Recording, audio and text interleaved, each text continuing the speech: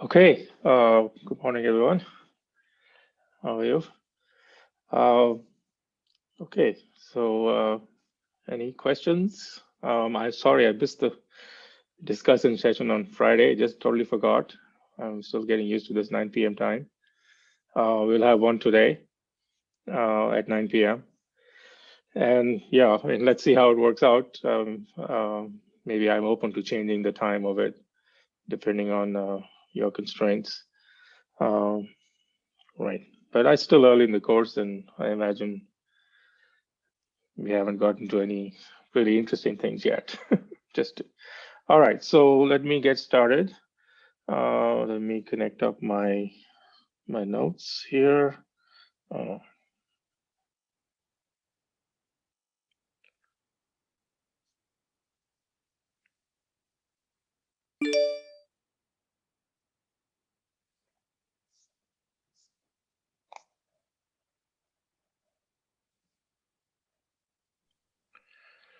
okay, so let's see, let me just get this here.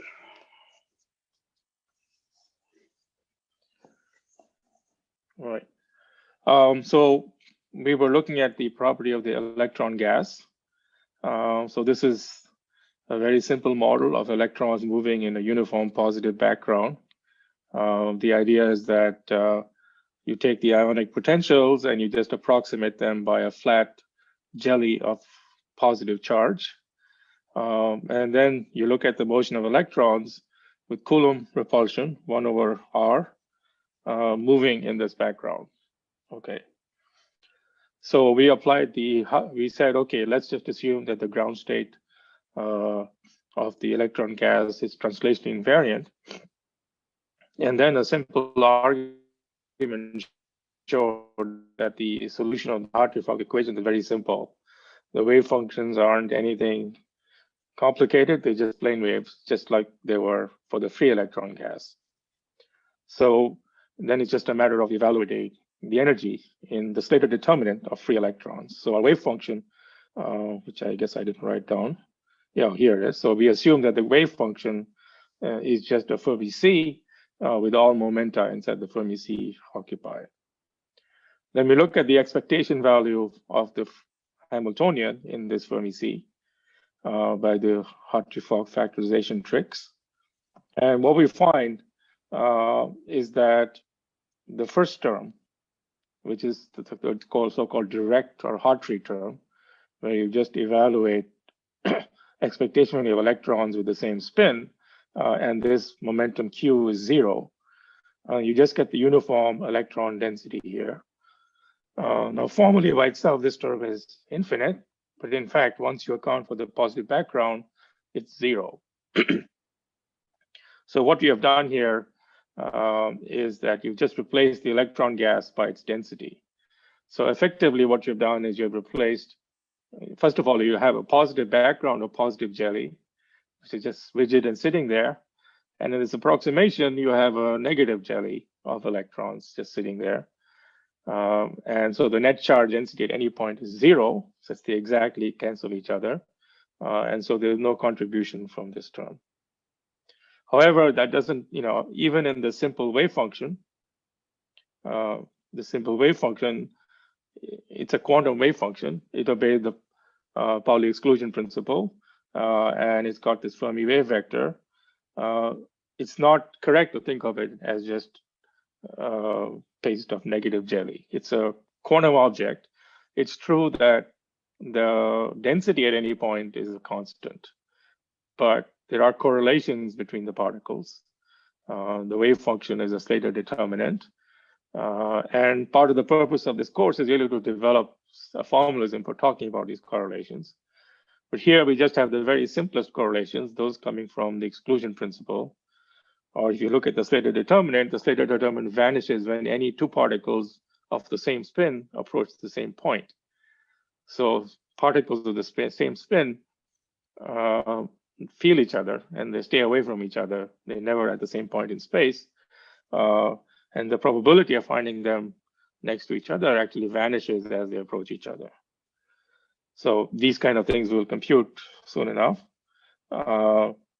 But here we just go ahead and evaluate the Fock term, or the indirect term, and that comes in with the opposite sign. It also is non-vanishing only if the spins are the same. That's a hint that this is due to the exclusion principle. And it gives you a negative contribution.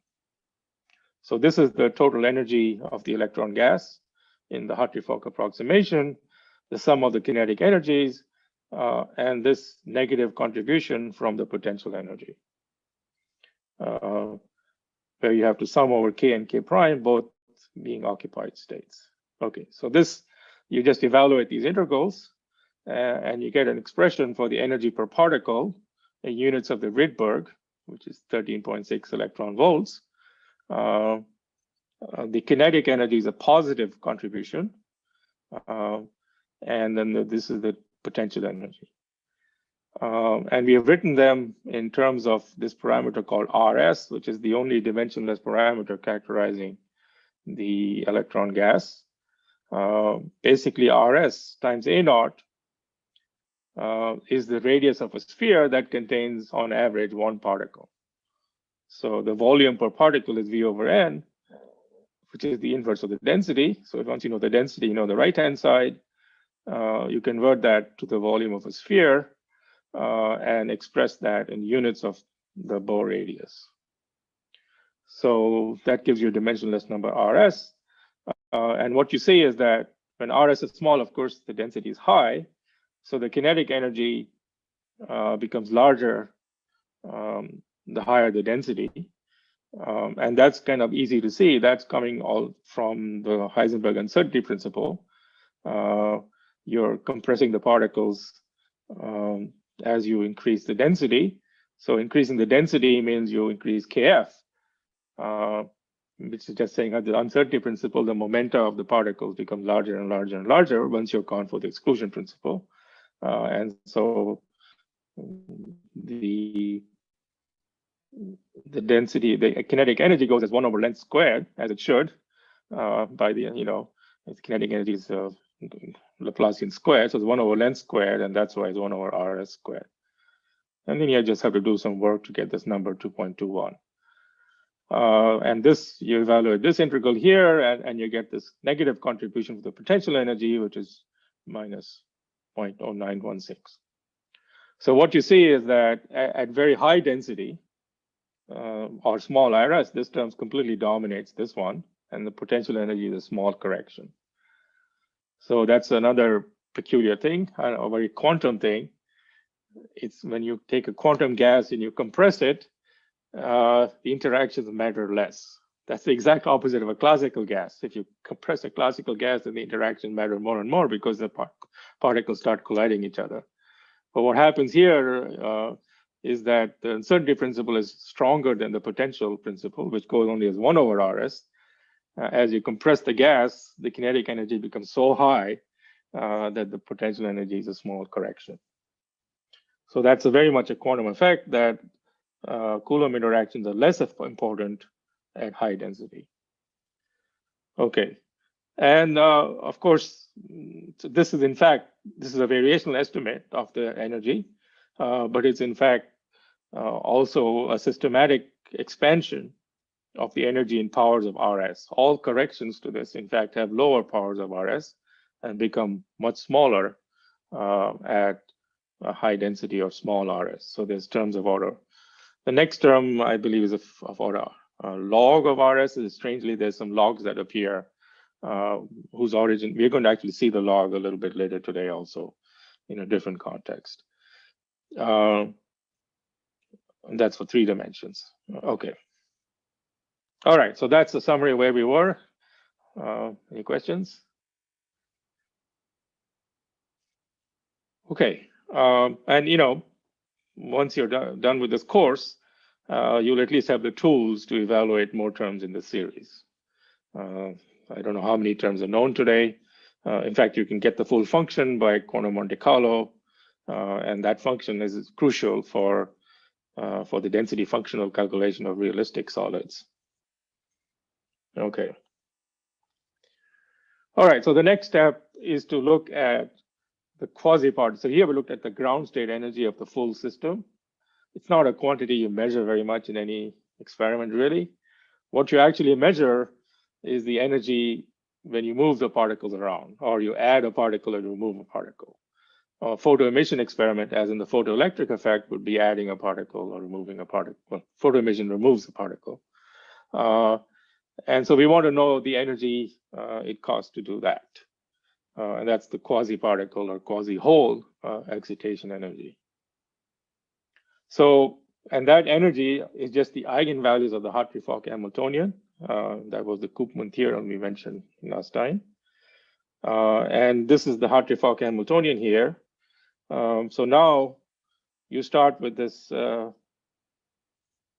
full Hamiltonian, and you just factorize it by this rule here. Okay, that was the, well, okay. So you start with this Hamiltonian here, and you factorize it. So first of all, you could factorize, you could take the expectation value of this with this, but we don't want to do that because that just gives you a constant. And we're not interested in overall constant, and that overall constant just cancels with the uniform positive background anyway.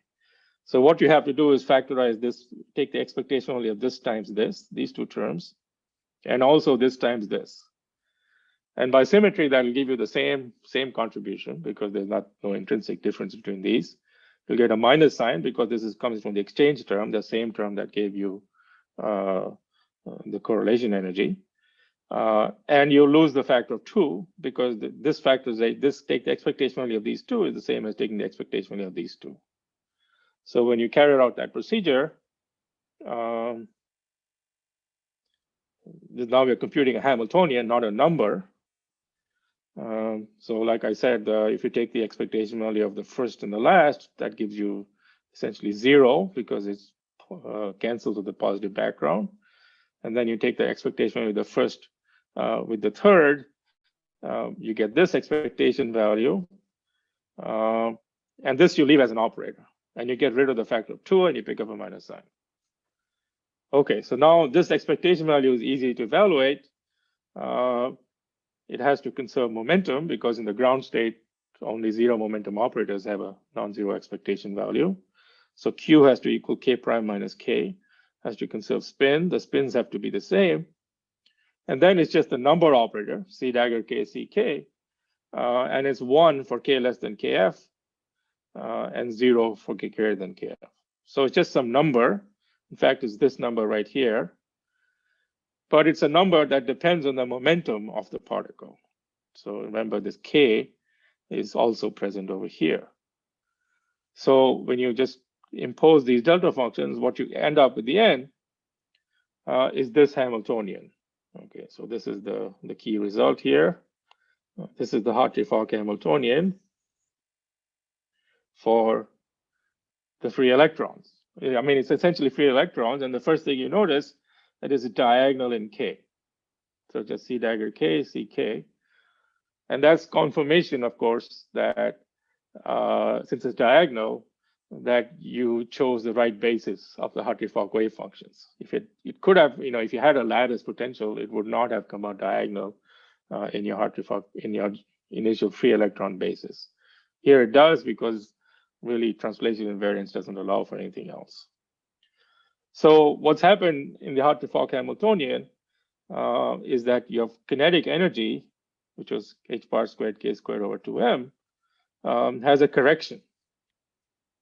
So this is, so your particle is moving in a sea of electrons. And just the fact that the sea of electrons has to adjust from the exclusion principle as your particle goes by, that changes the energy of that extra electron. So this is then a renormalization due to the Coulomb interactions, which depends now on K. So this is an integral you have to evaluate, which renormalizes then the bare kinetic energy of the particles. Okay, so this is kind of a general principle. I mean, this is the kinetic energy of a particle in free space. And when you put it in an electron in a solid, there are two sources of the renormalization of the dispersion of the electron. It's no longer just h bar squared k squared over 2m. One source is the lattice itself, which we've just thrown out. That's what you study in 295A. And what we're going to study in 295B is the electron-electron interactions, and they give you this correction to the dispersion of this particle. Okay. So now we have to actually evaluate this complicated mess. It's it's a little tedious, but it can be done. You just have to do an integral. So this is now I also put a mu here for the chemical potential. So the Hartree-Fock energy of a quasi-particle has the bare dispersion, and now I've called K prime P. So it's the integral of K minus P squared for all P inside the Fermi surface of this quantity. So it only depends on the magnitude of K.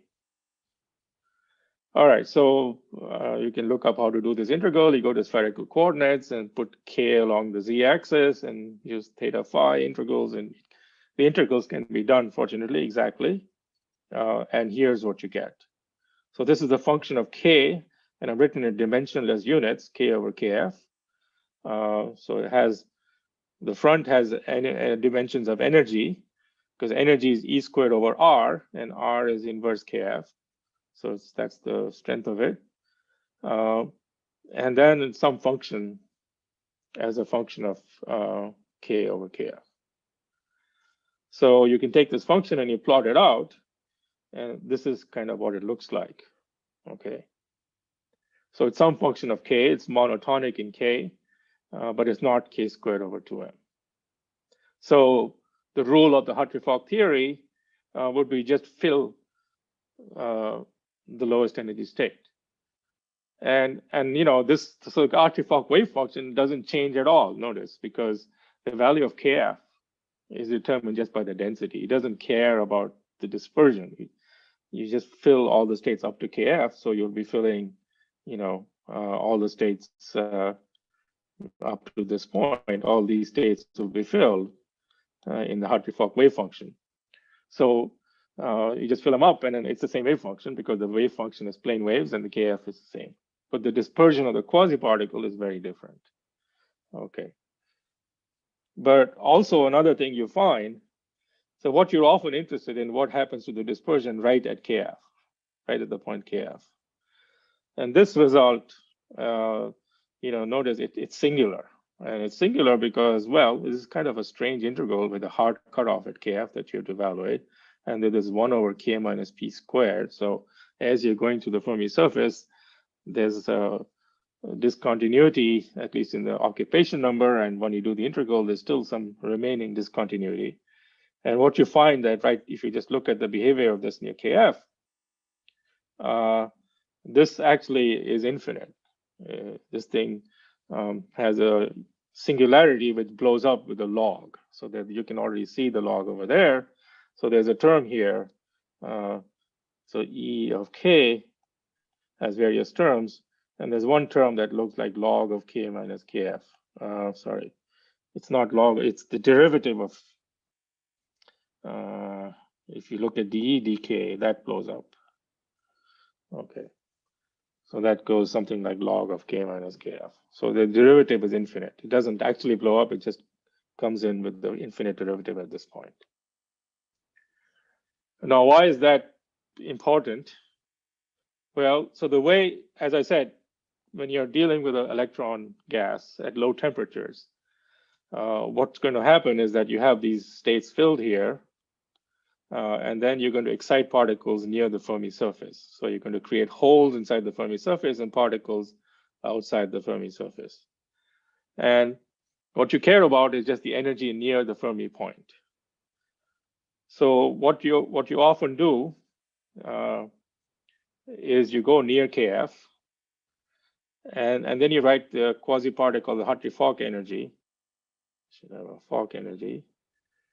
You write it as the energy at KF, which is just some constant, which will be related to the chemical potential, and then the deviation from this point. And so you expand it in K minus KF, and the coefficient you call the Fermi velocity. So that's another very important quantity that we're going to see over and over again. So there's a Fermi velocity. Now, if this is a free particle dispersion, it's easy to see that the Fermi velocity is the kf divided by the mass of the electron.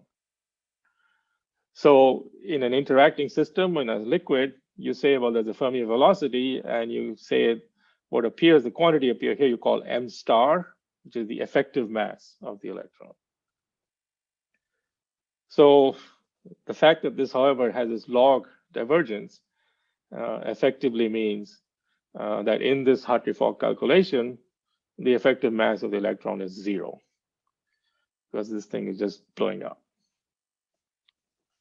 Okay, so that's the result of Hartree-Fock.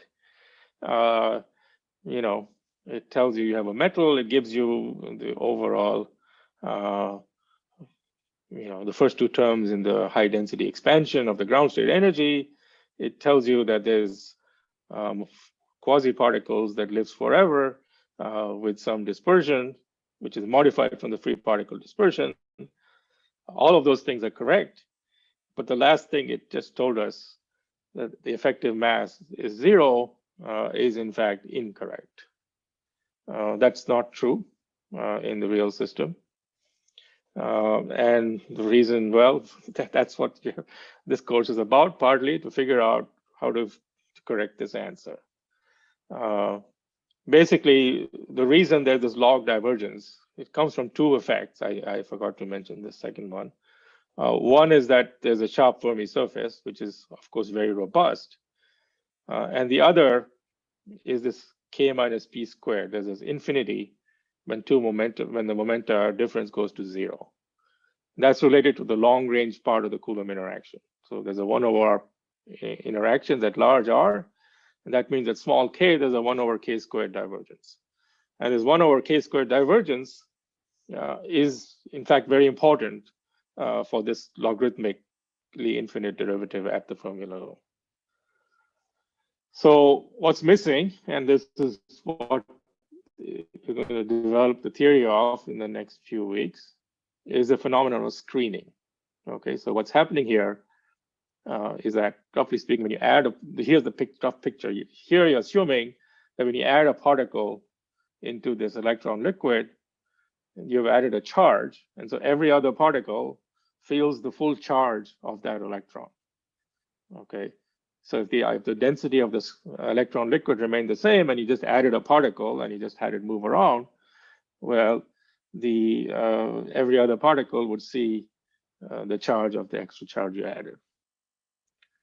But that's not correct, and in fact, the fact it's not correct was already known in the 19th century. Even a classical, like an ionic liquid, a classical ionic liquid, if you take water and you put in ions, you add an extra ion, all the other ions far away don't actually see that extra charge. And the reason is because the ions close to that extra ion that you added come in. If you add a positively charged ion, it pulls in some negatively charged ion next to it, and they screen the charge. So if you go far enough away, it's as if nothing really happened. And the same thing actually also happens in a quantum liquid. When you add an extra charge, the density of the other electrons doesn't remain the same. Some of you add an extra charge, it's going to repel some charges around it. So you add an extra charge. If here's your extra electron that you added, here's your extra electron in a uniform background, what's going to happen is some of the electrons are going to move away around it. And so effectively, since the electrons move away, the positive background get revealed, and effectively you have a positive charges around it. Some of the electrons move away, and you get the background positive charges revealed. And these two exactly neutralize each other. In fact, exactly, so there's a screening cloud.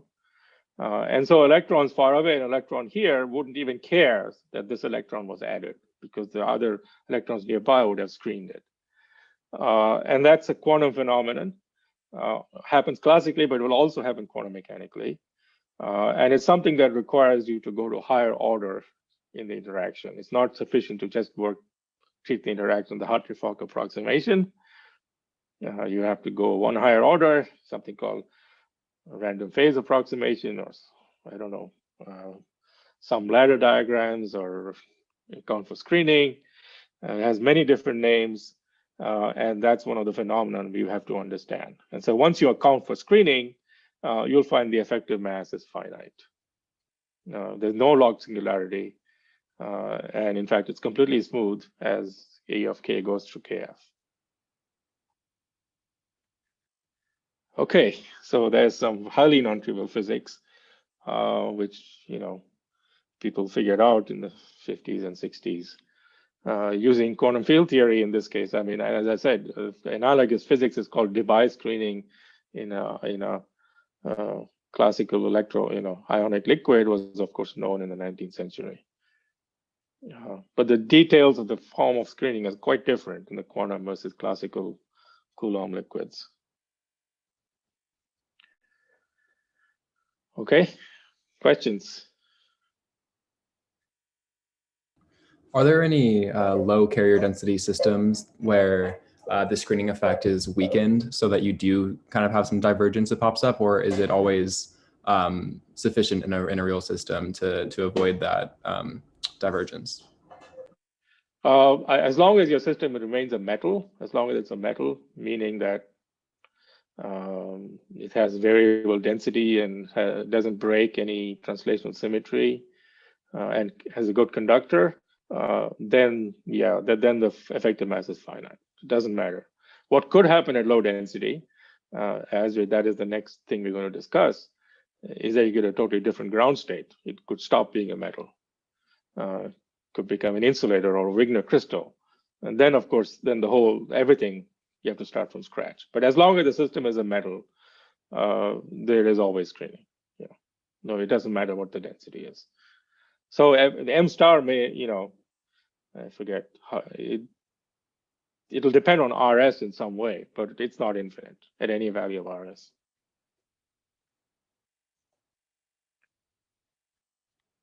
Yeah. Any other questions? Okay, well then we can, that was a perfect segue then into the next topic, which is the Wigner crystal. So what we have seen, all of this is based upon an assumption. And the assumption was that you could treat the interaction perturbatively. And implicit in that was also the statement that the translational symmetry of the Hamiltonian is preserved by the ground state. And that made life simple. It gave you very simple Hartree-Fock wave functions and so on. But what you can actually quite easily see that when you make the RS large, and so the electrons become more and more dilute and much farther apart than their Bohr radius, then you would expect that the electrons can be treated classically, and so then the potential energy would totally dominate, and your full energy would just be the potential energy. So if you had that problem of the Hamiltonian with just the potential energy of point particles, you have these point particles classically moving in a uniform positive background. What is the lowest energy state of point particles moving in a uniform positive background? Well, I don't believe there's any proofs, and there may well be, of what the low energy state is. It could be, you want to put the point somewhere to minimize the total energy. So, but we're going to assume that they're going to form some periodic arrangement. So you put the particles, take a very classical point of view, you put the particles at position Ri. So there's a set of positions Ri, and you just put the particles at these positions Ri. The average density of these positions, of course, should be the density of the uniform positive background, which we call N. So what is the potential energy? Well, it's the repulsive potential energy of the point particles. Then it's the attractive potential energy of the background with respect to the particles. And then the repulsive energy of the background with itself. So the background is a continuum, it's just a constant density N. And then, okay. Now, individually, any one of these terms is infinite. in the infinite system, or in other words, if you had a finite system, then the system, the energy will be blow up with would not be extensive. It will blow up some high power of the volume of the system. So the energy density in the thermodynamic limit is infinite of any one of these terms. But of course, as you know, since you have very carefully chosen the density to be neutral for overall, the n should be exactly the negative of the density of the Ri points. The combination is a perfectly finite number. So now I'm posing you a mathematical problem. Given n,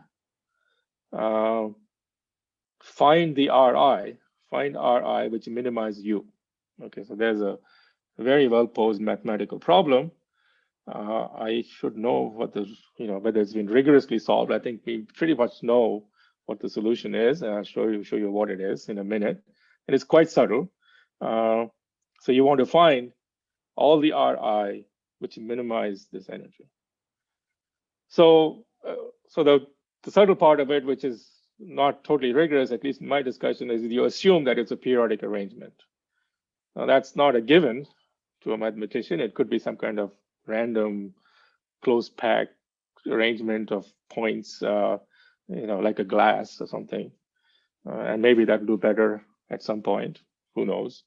But let's assume it's a crystal. So it's some periodic arrangement with some crystal, and then you can figure out what the value of this number is for each crystal.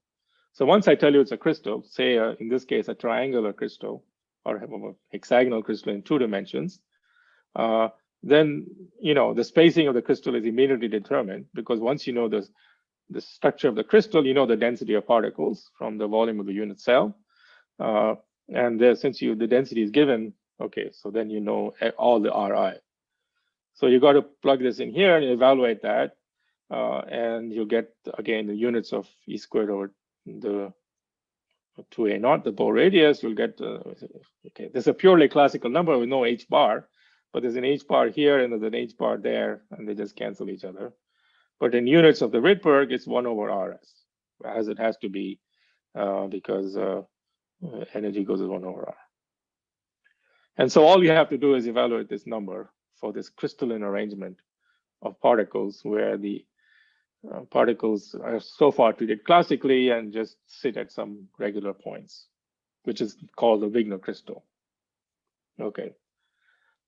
Now you have to evaluate this number. Now, evaluating this number is much more subtle than you would naively think, precisely because each one of these terms is infinite, and you have to make sure you take the large volume limit in a way that the infinities properly cancel.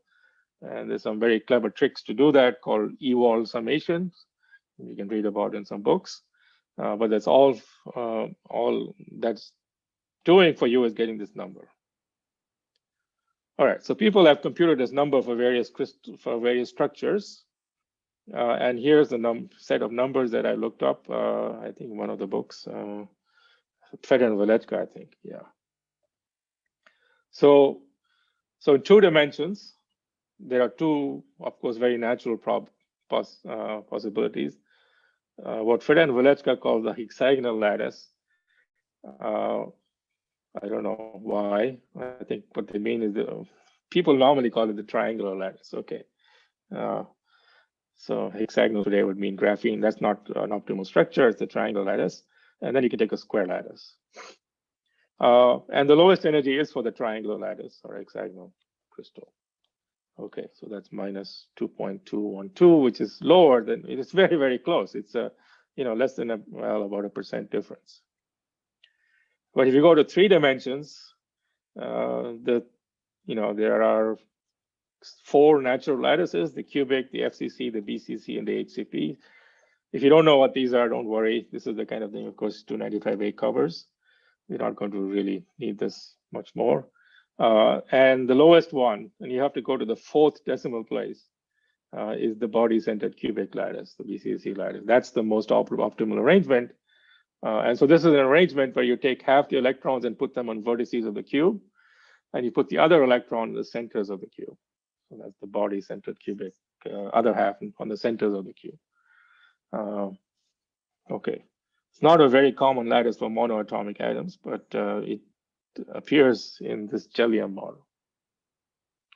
But this, these are all somewhat academic discussions in a way, at least as far as solid state physics is concerned, because you never have Jellium. These are all statements about Jellium, where the positive charge is uniform. In the real world, if sodium forms certain lattice, it doesn't have Jellium. It has got actual atoms with a positive charge, which have their own structure that you have to worry about. But there are experimental systems now, many of them in 2D that people have studied, that are good approximation to Jellium. One early days, people studied electrons on the surface of liquid helium, that with a back gate, and that looks like Jellium to a good approximation. And these days, there are lots of experiments on gallium arsenide and various inversion layers in 2D semiconductors, which are reasonably approximated by Jellium, where the positive charge is usually some gate voltage that you apply on the 2D electron gas. All right, well, that's treating the electrons classically. And what we're sure of is that if RS becomes large enough, this will be the ground state. And this is totally different from the metal. It breaks translational symmetry. Once you fix the position of one crystal, one electron, position of every other electron is determined. And what will happen when you try to drive a current, the whole crystal will move. And that's not so easy because there's always some impurities and those regions will get pinned. So it'll effectively be an insulator due to the few impurities that you have.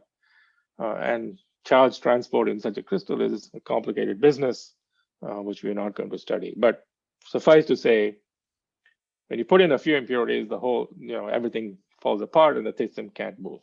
It's only in the perfect system with no impurities at all that the whole system can move.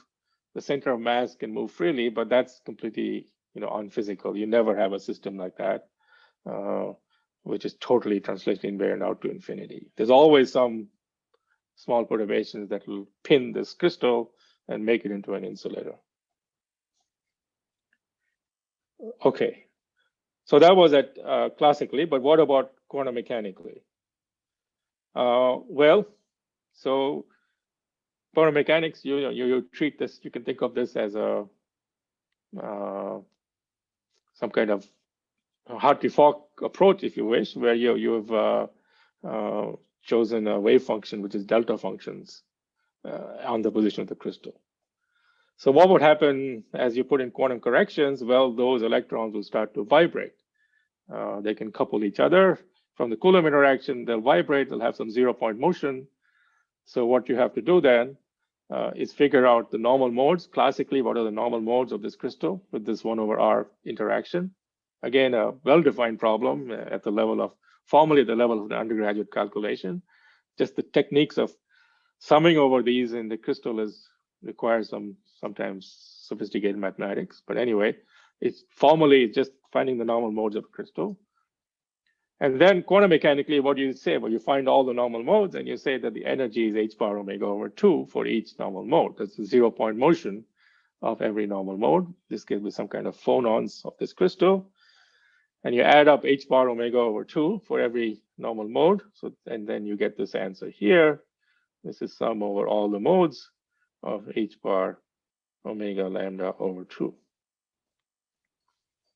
And so you get a positive correction from the positive normal mode energy.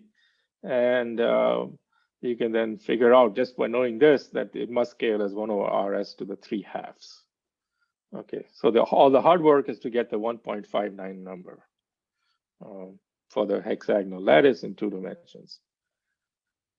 Okay, so that's the first correction at very large RS. And you can see now this is a higher power of RS than this, which is good because this is valid as large RS. So this is small compared to that as RS goes to infinity. Whereas for the metallic system, this was a lower power than that because then this was, there RS went to 0. So this was more important. The first term was more important in a small RS because 1/rs squared for the electron gap, for the Jellium picture. And for the Wigner crystal, it's you know, you get higher powers than here, and that's exactly what you want. Okay, so now the question becomes, which is better? And really the answer depends on the value of RS. And even today, in fact, I don't think that's settled in 3 dimensions. There's a lot of subtleties that happen at intermediate values of RS. So we understand what happens at really large RS. We understand what happens at really small RS. And then you can try to have them meet. And when you meet, it turns out to be extremely complicated. And the reason it's extremely complicated, there's another very interesting effect. One of the reasons, there's another interesting effect that comes in when you allow more quantum fluctuation in the Wigner crystal. So at higher order, you can get more complicated quantum fluctuations. You can get something called ring exchange. So you have 3 electrons in the Wigner crystal, and you can have a tunneling process where this electron tunnels there, this electron tunnels here, and this electron tunnels there, or over some bigger loops. So those are actually corrections that you have to worry about. Those corrections are more easily evaluated in some path integral formulation of this theory.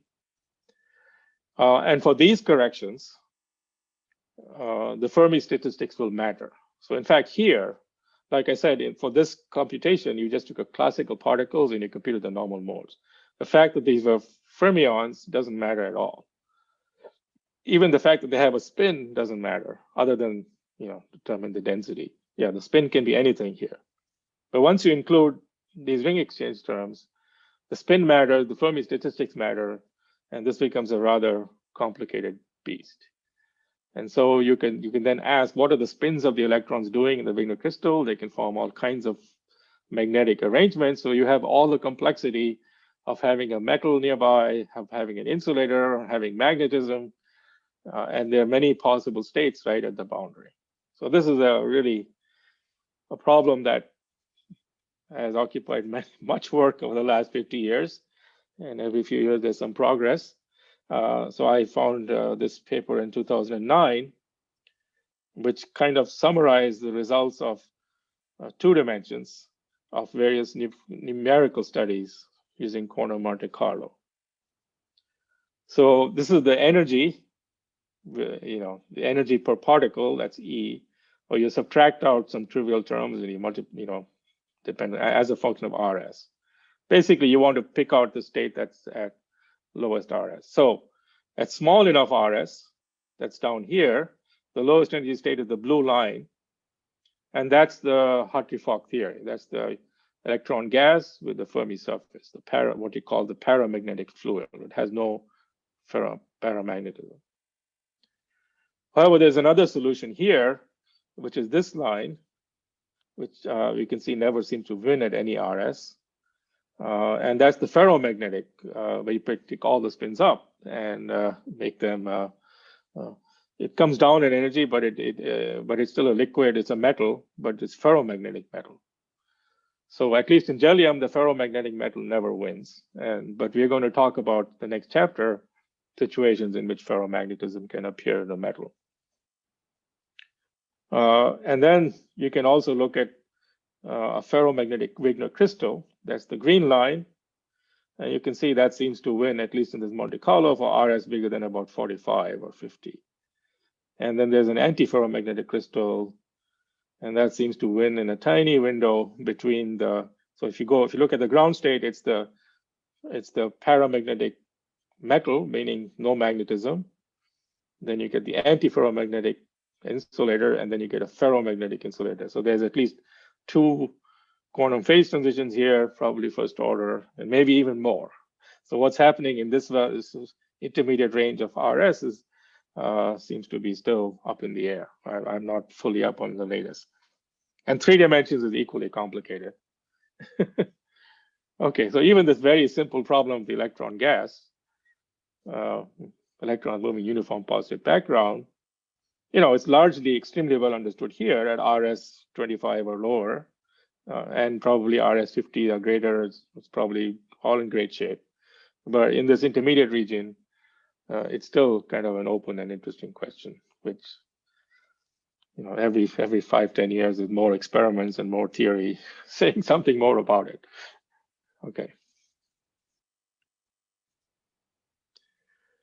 Okay, well, that's the end of that chapter of the theory of at least the Hartree-Fock, or the simplest mean field theory of the electron gas, and it's all remarkably rich, as you can see from this picture.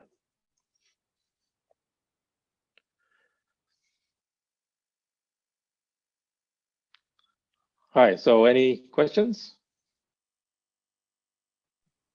Hi, Subir. So I have a maybe a general question. Sure. So it seems that in the end, like people still like default to like quantum Monte Carlo or something for like a more involved study. So is there a case where this approach is like a weapon of choice, or is it just like basically a mean field theory that people start their analysis with? You mean theoretical analysis? I mean, Yeah. theory, there is, as far as I know, there's only the small RS and the large RS expansions. If you want to get something systematic. Now, something people often do is they assume you have a crystal, then you use this ring exchange to get some spin model, some ring exchange spin model on the crystal, and then you solve the spin model. And that can give you, even spin liquids or states of topological order and so on, which we're not discussing. And that's not even discussed here. It could well be that one of those spin liquids sits somewhere here. It's possible. In fact, I would say even quite likely, but it's very hard to tell. And then, so numerically, again, you're in a continuum, so that many of the other methods like DMRG and so on really designed for lattices. So if you want to work in the continuum, I mean, you can do quantum Monte Carlo of various types. I mean, there are various world line algorithms, but they have a sign problem. And so that's partly the reason also that the important problem remains open. If you want to do quantum Monte Carlo, you have sign problems here. And then, it becomes really hard. Yeah. It's like exponentially inefficient, right, or something like that. Yeah. So I mean, this very simple problem, at least to state, the most basic problem, which people started studying in the 1930s, I imagine, has hiding in it, all the complexity of modern physics, really, in this intermediate region. Because you got correlated metals, you got insulators, you got antiferrometric exchange, you probably have spin liquids, and there's some kind of metal insulator transition on top of it. You really, I think, putting in a lattice simplifies things a lot, and that's really what you end up doing. But that's a good thing because lattices actually exist. So this is, an idealized problem.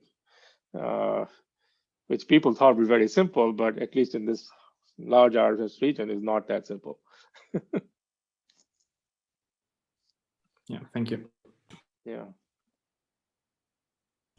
I think I wanted to ask about the difference between this Wigner insulator and mod insulator. Yeah, I mean, it's a good question. The terminology, as with many things in condensed matter, is not totally set. I mean, I would say, at least today, we use mod insulator where you have already a crystal there. And then it's because of and so the electrons take discrete positions. And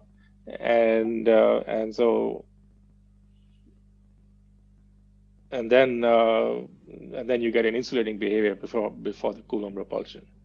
Whereas in the Wigner crystal, the electrons take continuous positions.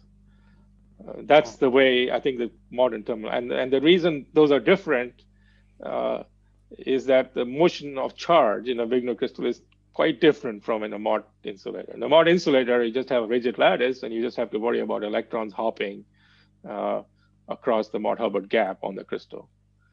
But in a Wigner crystal, motion is more complicated because you can get what's called collective charge motion. You know, a whole crystallite could move and get pinned on a crystal, and it becomes much more complicated because you've got, you know, it's a continuum, and so the whole crystal can be dragged for a while. Yeah, I see. So that makes charge motion on a Wigner crystal much more complicated than charge motion in a Mott insulator, where you don't have to worry about those collective phenomena, at least usually. It also looks like when these electrons oscillate, like a charge density wave, because I mean, in charge density wave we also have. Right. So this Wigner crystal is more like a sliding charge density wave. Yeah. So if you have a charge density wave, you know, like niobium diselenide or something, that's a charge density wave, which is also an insulator, meaning that there are no Fermi surfaces left over because of the charge density wave. Okay, here I'm using concepts that we haven't covered yet in the course. Then you can view a Wigner crystal is closer to a charge density wave than a Mott insulator. Yeah, It's okay. Some kind of insulating charge density wave is a better way to think about it. Thank you.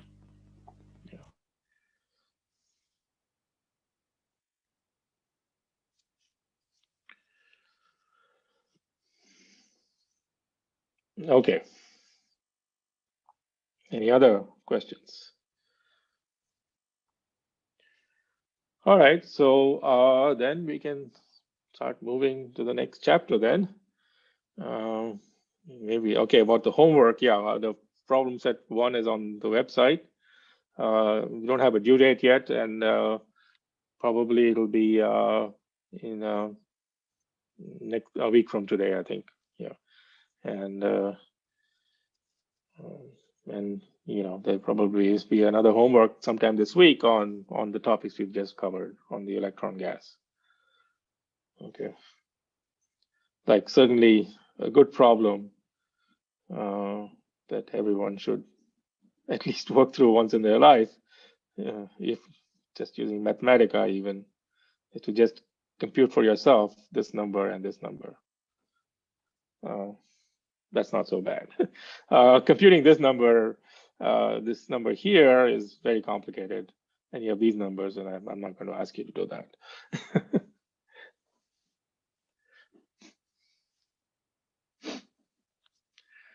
Okay. Actually, it's almost 12:55, and I've been going over, so I think I'll basically stop here. So the next chapter is ferromagnetism in the electron gas, and also it gives you a chance to introduce another important idea, which is symmetry breaking. You know, so we want to understand how. So we have assumed here, actually, you know, it's really, we're going to do a theory of this particular state here, this ferromagnetic fluid, this state here, which is in this case all electrons up, but forming a Fermi surface. So the Fermi momentum is going to increase in size. So you have to choose: do the electrons point up or point down? It shouldn't matter. The answer is the same. So that's what we call broken symmetry, because you just have to pick either up or down, and the system randomly picks one or the other. They both have exactly the same energy, unless there's some random magnetic fields that happen to be around.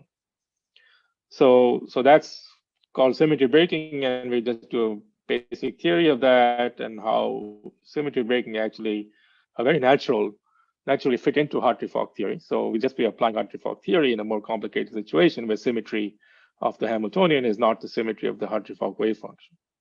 I mean, in effect, we kind of did that here too. When we took this wave function, or just delta functions at positions in the 0th order of the Wigner crystal, that you can view that trivially as a Hartree-Fock wave function, where you broke the translational symmetry of the Hamiltonian. And so that's quite complicated, as you see. We don't want to be spending our time understanding the consequence of this symmetry breaking. That's a huge mess. It's much easier to understand symmetry breaking in spin space rather than real space, and that's what we're going to do next. Okay, I think I'll stop there, and we'll start on symmetry breaking and ferromagnetism in the electron gas and other systems on Wednesday. All right. Okay, so have fun with your homework. And the first, maybe Ryan, you want to announce what time the sections are at? Yeah, so the sections will be at 9 a.m. to 10:15 on Thursday, as well as 7:30 to 8:45 p.m. on Thursday. And both, you can attend either one. Each of them will be 45 minutes of sections, followed by 30 minutes of office hours. So, Okay, thanks a lot, Ryan. And maybe some of you will show up at 9 p.m. today. I have to keep saying that because to remind myself to show up. Okay. All right, bye.